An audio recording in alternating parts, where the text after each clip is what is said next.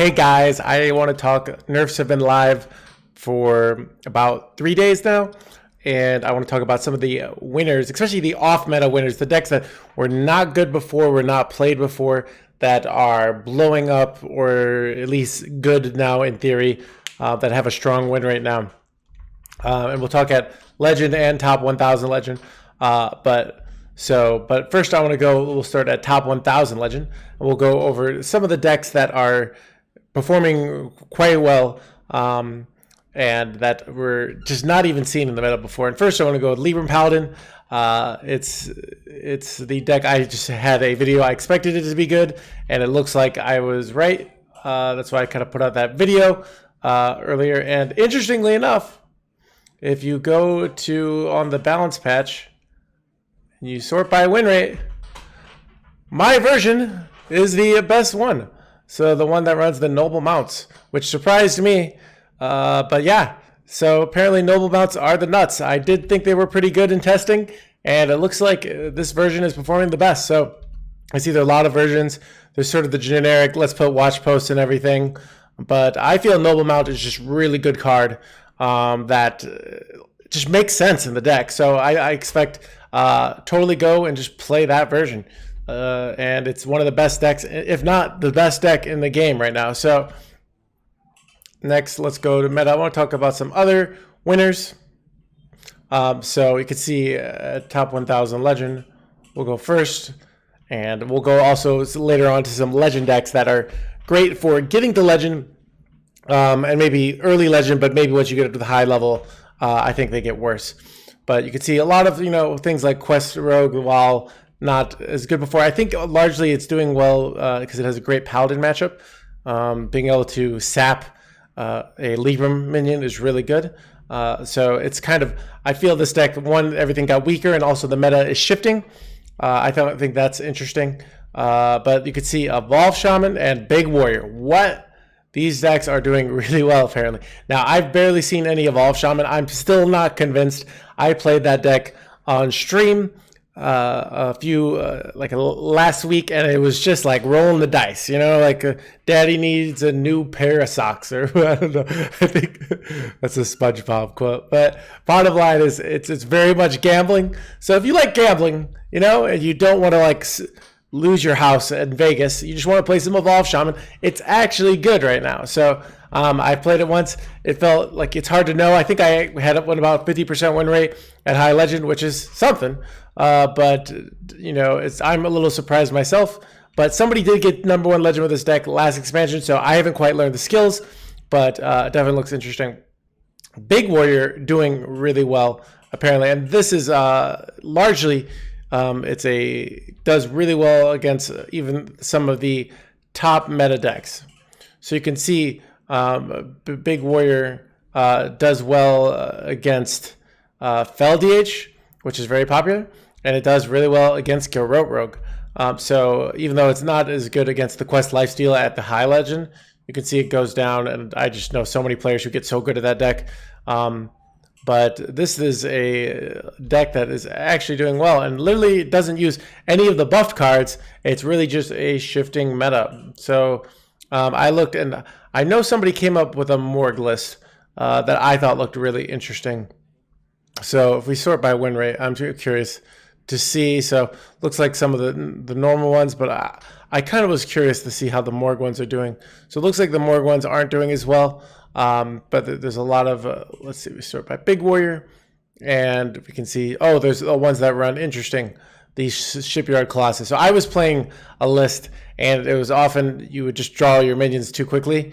So I think having a little more value can be nice.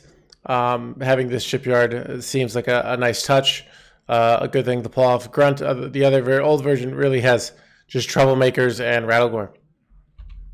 But this deck is doing well, and largely runs the tradable, so you can play your minion and trade it in, but it largely does it because, one, it gains armor, and it goes Rancor on a rogue board, and rogue board can often get awkward and they don't trade off their stuff, and then all of a sudden you rank and you gain 10 armor, you go into these, and they have to really manage their hand well, like save shadow steps to get a big play.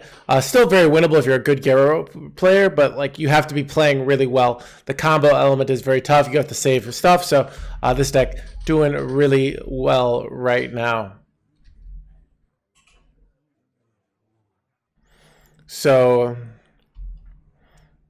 and so another thing is we've got the Pirate Warrior, and the Pirate Warrior sort of drops off at top 1,000 legend. I tried this deck out. I was considering bringing a version of Pirate Warrior to GM, and it just didn't feel good enough. I know somebody's gotten #1 legend with some weird version that's kind of a control Pirate Warrior, and it looks like it's just kind of preying on Garrote Rogues.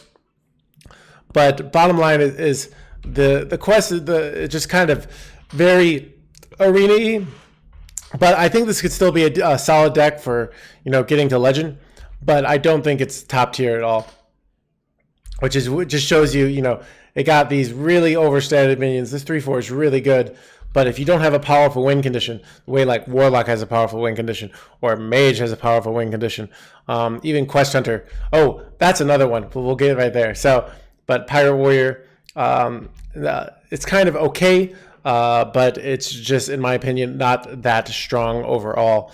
And it's kind of everybody wants to play with the new buffed cards, but I think that's going to die down.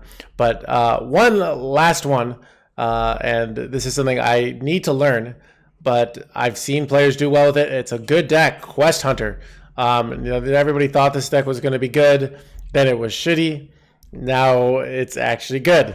It's doing well. I've seen I actually banned it in GM against Muzzy today because it's a good deck. It does a lot of things very well, and I think it's a pretty high. It's got a lot of room for getting good at it.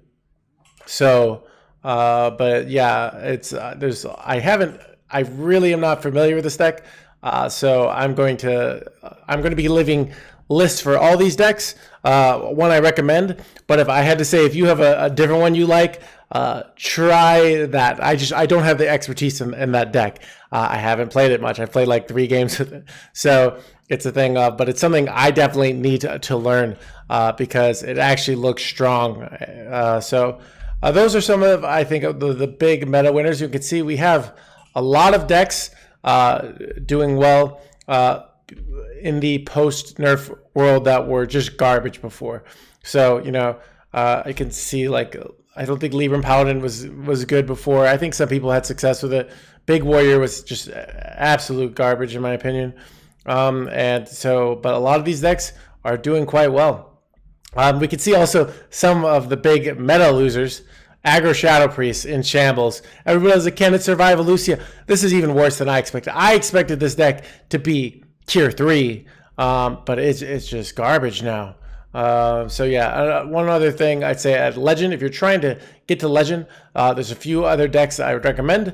As you could say, Aggro Druid, I think is one of the best decks, and it's a very high tier competitive decks as well. Lots of GMs bringing it.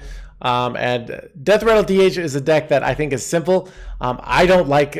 I tested this deck out and it felt very weak at my level, but against a player that doesn't know how to be efficient and doesn't know how to use your predictability against it, because Deathrattle DH is very predictable and it's got a very linear curve, and so a good player can really structure their lines to make it a lot weaker than it seems.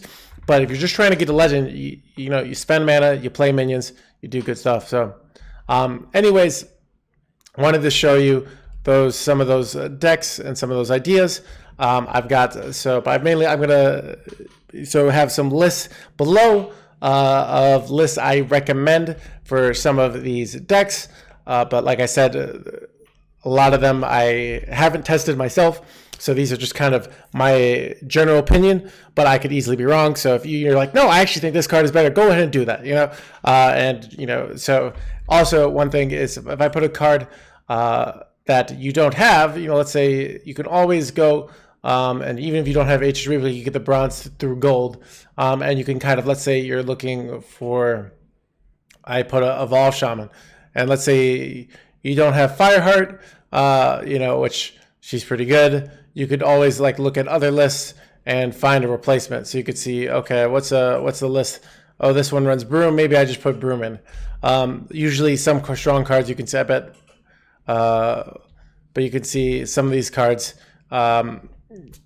while they're good, they're kind of, you might be able to just replace it, especially if you're just a budget player. You don't need every top tier card. So that's just something I recommend you do if you are missing a card. Anyways, hope that was helpful and enjoy, guys.